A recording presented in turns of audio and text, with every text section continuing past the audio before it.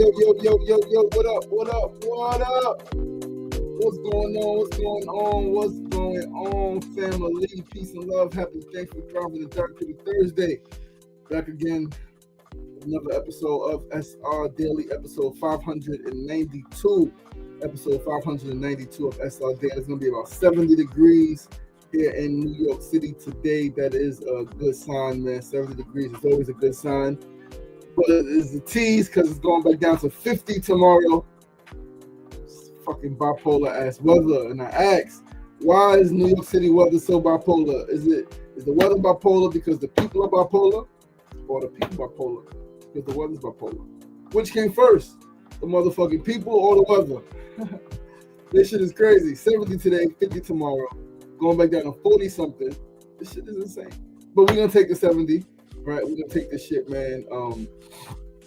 Get outside today, man. Get some of this air. Right after I take a nap after the show, I got a meeting at 10, Zoom meeting, 10 to about 10:30 or so. Then I'm gonna nap for about an hour and a half. All right, 2 hours, give or take. Went to bed a little earlier last night. Did not get as much sleep as needed, but feel strong, feel rested. Day 13 of this 50-day journey. 37 days left, man. It is a countdown, right? It is a countdown, but I can't wait. 12 more days, we'll be at 25, and it'll be literally like half, and then we'll really start going down the fucking mountain. All right, so we still got a mountain to climb, man. We still got 12 more days. We still got a couple days next week, man. When we finally go outside where it's gonna be raining, right? So I got to get a tarp. The tent I have is pretty strong, right? The rain, but the tarp really is extra. The tarp just makes it actually darker, right? And I got to get a light. I got some things to order. Check in with some friends, see if they have some supplies I need, man. Definitely need a light for inside the tent for especially when I stream, man. I was just thinking this shit just now, man. I still got to bring my equipment. Still got to stream. Yeah, it's just gonna be a lot, but it's only making me stronger. It's only making me more resilient. It's only making me more powerful, more confident, more intelligent, more knowledgeable, and all that fly shit, man. But yeah, we had the music on. We're gonna turn it up for a second.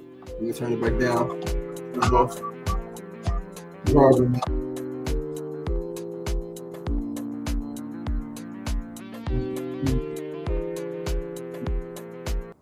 Turn that off, man. Happy Thankful Thriving and Therapeutic Thursday. Mona Love on Facebook, Miss Juicy on motherfucking TikTok. I appreciate it. I truly do. But yeah, we here. Day 13, 592nd episode of SRDaily, episode 600 coming up in a little less than 2 weeks. 12, not even 12 episodes, 7 episodes. 8 episodes tomorrow, and then a 7. Right, so not next Tuesday, the following Tuesday, episode 600, man. 600 gonna be outside. We doing episode 600 outside, and we're gonna see how it goes, man. We're gonna see how it goes. We're gonna see if, where we at exactly. Once I solidify where we're gonna be at, right? Exactly in Queensbridge. Definitely gonna be in Queensbridge. I got it set on the location, and once we do that, we'll be good, man. We see how it works, see how it flows, see if we get some people to stop and talk to some people on the street, maybe, right, about issues they care about in the world, man. I think that's gonna be the topic, the theme for episode 600 is issues in the world, cares in humanity. What do you care about? What issues are really bothering you?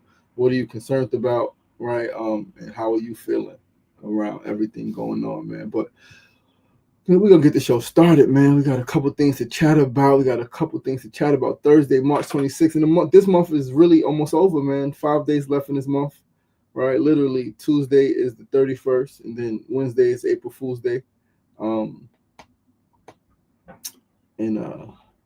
Give or take, that's when, right? Tuesday, yeah. 2 days ago was the 24th.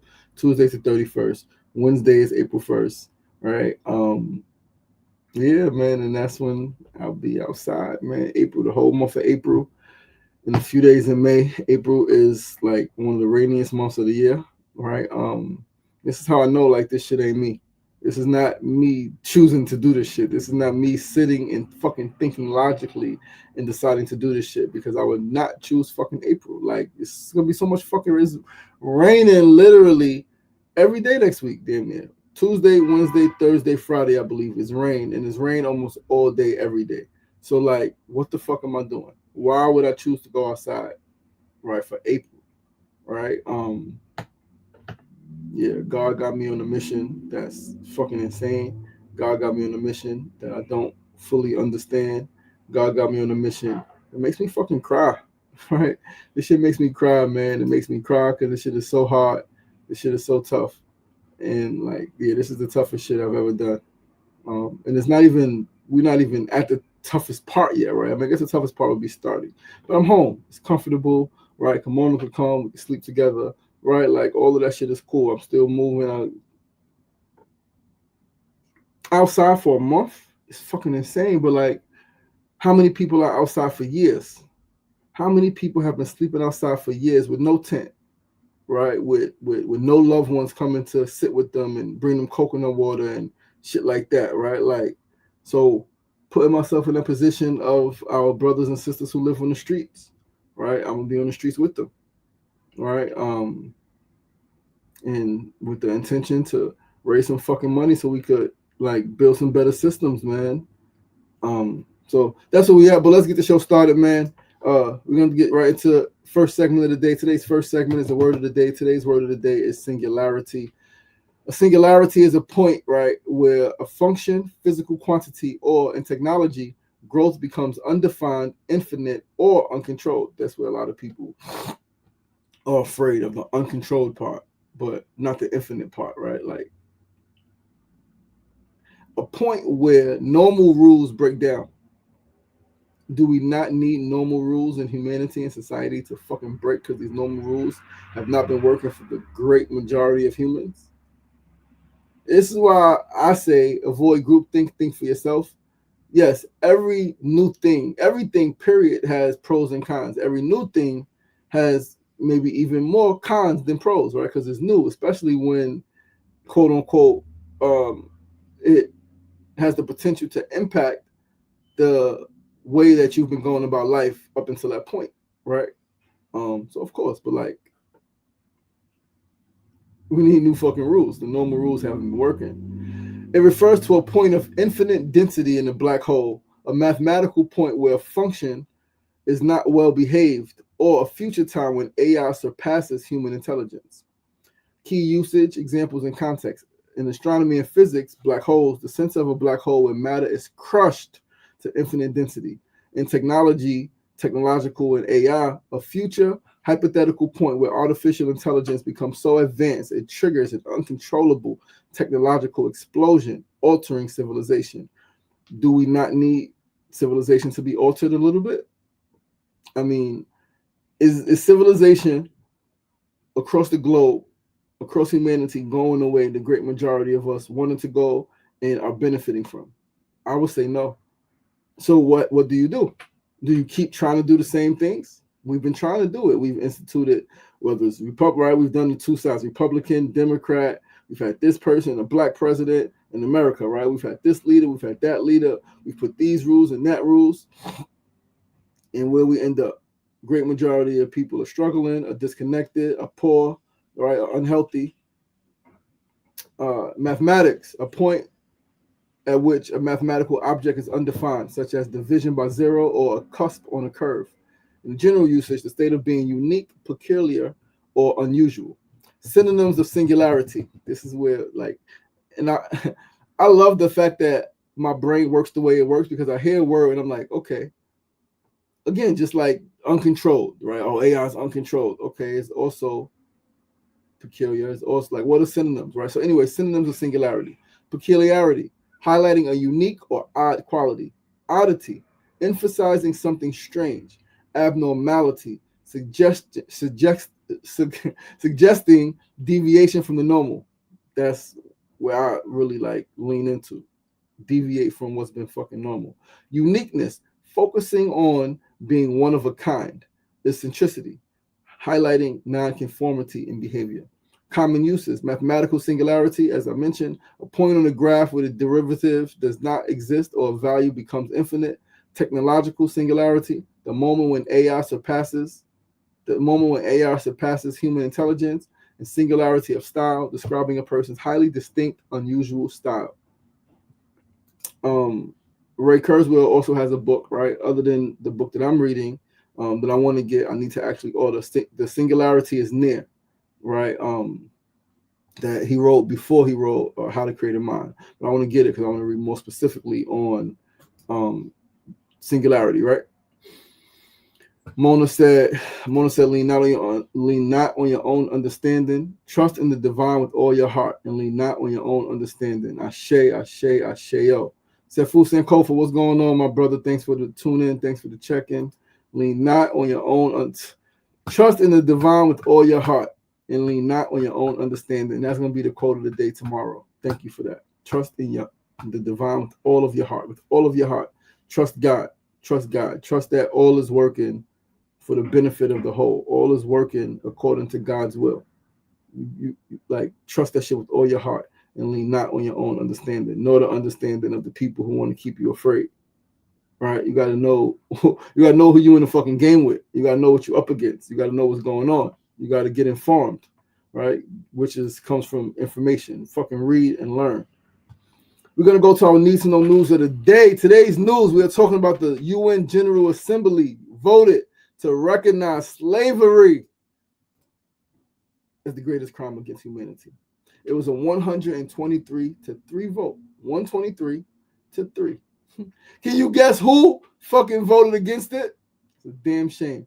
But it's not unexpected. So let's read the article in the BBC and let's talk about it. This is yesterday, 17 hours ago. BBC. UN votes to recognize enslavement of Africans as gravest crime against humanity. The United Nations General Assembly has voted to recognize the enslavement of Africans during the transatlantic slave trade as the gravest crime against humanity. A move advocates hope will pave the way for healing and justice. The resolution proposed by Ghana called for this designation, while also urging UN member states to consider apologizing for the slave trade and contributing to a reparations fund. It does not mention a specific amount of money. The proposal was adopted with 123 votes in favor and 3 against. Who was the 3 against? The fucking United States, Israel, of course, and Argentina. 52 countries abstained, stayed out of it, including the United Kingdom and European Union member states. Yeah, everybody want to go to fucking Europe and the UK. I get it. UK is a lot of us, right? People, generally. Countries like the UK have long rejected calls to pay reparations, saying today's institutions cannot be held responsible for past wrongs. A lot of today's institutions exist because of the past wrongs. Like, you just got to know that shit. You just have to know that, right? You got to know that. Common sense, common logic, common knowledge. Unlike UN Security Council resolutions, those from the General Assembly are not legally binding, though they carry the weight of global opinion. Let it be recorded that when history beckoned, we did what was right for the memory of the millions who suffered the indignity of the slave trade and those who continue to suffer racial discrimination. Ghana's President John Mahama told the Assembly ahead of the vote. The adoption of this resolution serves as a safeguard against forgetting. It also challenges the enduring scars of slavery, he said. Earlier, his foreign minister, Samuel Okuzeto Ablakwa, told the BBC's Newsday program, "We are demanding compensation, and let us be clear, African leaders are not asking for money for themselves. We want justice for the victims and causes to be supported, educational and endowment funds, skills training funds. The campaign for reparations has gained significant momentum in recent years. Reparatory justice was the African Union's official theme for 2025, and Commonwealth leaders have jointly called for dialogue on the matter." Ablakwa also said that with the resolution, Ghana was not ranking its pain above anyone else's, but simply documenting a historical fact. Between 1500 and 1800, around 12 to 15 million people were captured in Africa and taken to the Americas, where they were forced to work as slaves. It is estimated that over 2 million people died on the journey. The resolution, backed by the African Union and the Caribbean community, states that the consequences of slavery persist in the form of racial inequalities and underdevelopment, affecting Africans and people of African descent in all parts of the world. Ablaqua told the BBC many generations continue to suffer the exclusion, the racism because of the transatlantic slave trade, which has left millions separated from the continent and impoverished. Ahead of the vote, speaker after speaker expressed similar views. The UK, one of the major powers involved in the transatlantic slave trade, said it recognized the untold harm and misery that have been caused to millions of people over many decades. But its ambassador to the UN, James Kariuki,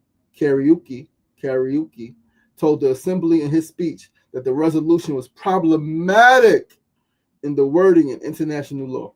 No single set of atrocities should be regarded as more or less significant than another. The U.S.'s ambassador to the UN made similar points during his speech, saying his country does not recognize a legal. Listen to this. Listen to this. The U.S.'s, United States of America's, ambassador to the UN made similar points during his speech, saying his country, quote unquote, here we go to quote, does not recognize a legal right to reparations for historical wrongs that were not illegal under international law at the time they occurred, end quote. So because it was not illegal, this is where we gotta understand everything legal don't mean it's fucking humanly right, like, or humanly, like, it's okay. That's disgusting. Says his country does not recognize a legal right to reparations for historical wrongs. It was wrong, historical wrong, but they were not illegal under international law at the time they occurred. Yo, that shit is deep. You can't make this shit up. You cannot make this shit up. We are really living this. Like, this is real life. People are really saying this shit. Historical wrong. It was wrong. It was not okay. But because it was legal at the time, you can't do nothing about it. In addition, Dan Negrea said the U.S. objected to the cynical usage of historical wrongs as a leverage point to reallocate modern resources to people and nations who are distantly related to the historical victims. Ghana, one of the main gateways for the transatlantic slave trade, has long been a leading advocate for reparations. Forts where tens of thousands of enslaved Africans were once held under inhuman conditions remain standing along the West African country's coast, as well as the legal problems around reparations. The U.S. ambassador said the resolution was unclear as to whom the recipients of reparatory justice would be. Negrea also responded to Muhammad's earlier criticism of Donald Trump's administration for normalizing the erasure of Black history. Since returning to power, the U.S. president has targeted American cultural and historical institutions for promoting what he calls anti-American ideology. Trump's orders have led to moves such as the restoration of Confederate statues and an attempt to dismantle a slavery exhibit in Philadelphia. These policies are becoming a template for other governments as well as some private institutions, Muhammad has said on Tuesday. But Negrea said President Trump had done more for Black Americans than any other president. And that's what a lot of people say. A lot of Black people say that. He is working around the clock to deliver for them and make our country greater than ever. The resolution also calls for cultural artifacts stolen during the colonial era to be returned to their countries of origin. We want a return of all those looted artifacts which represent our heritage, our culture, and our spiritual significance, Ablaqua said. All those artifacts looted for many centuries into the colonial era ought to be returned. Absolutely. Yo, you can't make this shit up, though. You can't make this shit up. And this is, I guess, the beauty and the challenge of humanity. Everybody has a different fucking perspective. Everybody has a different perspective. And what are you going to do? Keep arguing perspective? You're going to keep arguing perspective. Whew, it's a lot, man. It's a fucking lot. It's a lot on the mind. It's a lot on the body. It's a lot on the spirit. Right, but let's go to our third segment of the day. Today's third segment, as always, is a tip of the day. Today's tip is simply, like, I guess a reminder, right? As I'm fasting and as I'm getting other areas of my life under control, becoming more disciplined in certain areas. If you could take control over your eating and your drinking habits, right? What you eat, not just alcohol, but just drinking, period, right? If you can take control of your eating and your drinking habits, you can take control of nearly everything else. If you can take control of your eating and your drinking habits, you absolutely can take control of nearly everything else. It is hard, absolutely. It is not easy, not at all. but it's doable, very much so. The question then becomes if you want to do it or not. And then the answer to that question, if you want to do it or not, is rooted in your identity. Who are you currently and who are you becoming? It's that simple, right? If you can take control over your eating and your drinking habits, which is why Ramadan is so powerful for a great deal of Muslims, because it helps them take control back. Where the brother, one of the brothers posted something right after Ramadan ended. He was like, now that Ramadan has ended, don't go, like, you don't need to go back to 3 meals a day. You don't need to go back to gluttony. If you've been able to fast throughout the day from sun up to sundown during this month, you could do that regularly, or at least have more control, more discipline over what you're eating and drinking. And you absolutely can. All right. So if you can take control of your eating and your drinking habits, you can take control of nearly everything else. Yes, it is hard.